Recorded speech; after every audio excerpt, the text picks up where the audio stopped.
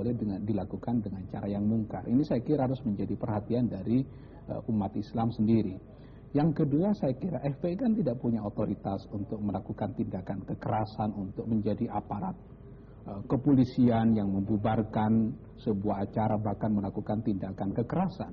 Dengan alasan apa misalnya FPI itu boleh melakukan sebuah tindakan kekerasan, kecuali kalau FPI ini anggota-anggotanya diangkat menjadi aparat kepolisian semua. Oke. Itu saya kira. Kemudian tadi dari pembelaan dari Pak Munarman mengatakan bahwa itu adalah tindakan individual, jadi tidak bisa dibebankan ke ormasnya. Sehingga pertanggungjawabannya individual, itu sudah dilakukan, sudah ada proses hukum terhadap orang-orang yang melakukan. Ya, kemudian juga kalau kita bicara kekerasan, nggak fair juga kalau media massa itu hanya menyoroti kekerasan oleh FPI. Saya punya catatan panjang mengenai kekerasan yang dilakukan oleh parpol, bahkan sejak 99 juga saya punya catatan.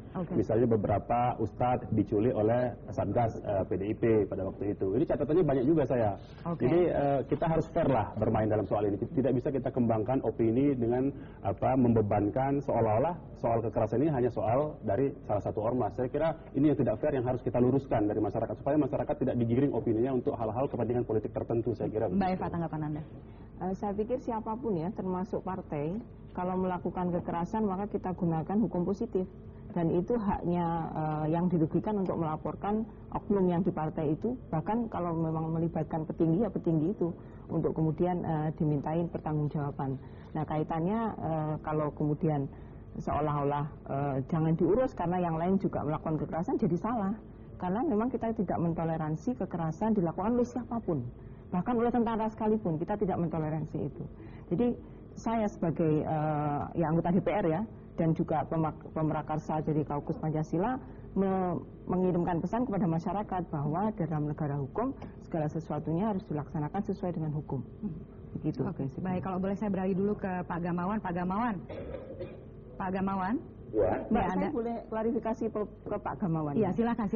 Pak Gamawan, menurut catatan yang masuk ke kita bahwa FPI ini memang terdaftar ya di dalam di Depdagri dan ada nomornya. Itu yang pertama. Yang kedua, itu kita di Undang-Undang Nomor 12 2005 Pasal 20 ayat 2 dikatakan bahwa negara bisa melarang organisasi yang mempromot kebencian atau melakukan kekerasan. Jadi itu sebetulnya yang ingin saya tanyakan, komitmen politik dari Depdagri sampai seberapa jauh? Oke, Pak Gamawan silakan dijawab. Ini kan seperti saya tegaskan tadi ya, ini kita harus lihat dari dua sisi ya. Ada sisi organisasi dan ada sisi hukum. Kalau sisi hukum dilakukan oleh individual, tentu pertanggungjawabnya adalah pertanggungjawab hukum individual, apalagi kalau masuk ke ranah hukum pidana gitu ya.